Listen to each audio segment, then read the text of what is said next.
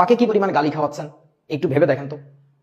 So please আমার অনুরোধ থাকবে, সভ্য একটা দেশের নাগরিকের মতো, সভ্য একজন মানুষের মতো আপনি পদত্যাগ করেন। এখনো সময় আছে, খুব বেশি ভালো কিছু হওয়ার সময় নেই।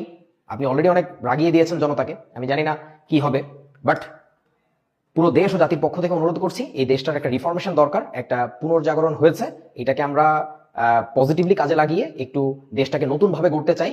আপনার গড়া ভালো হয় নাই, আপনার লোক বলের গড়া ভালো হয় নাই। সো প্লিজ দেশটাকে ছাত্রদের হাতে তুলে দেন, এটা বেস্ট।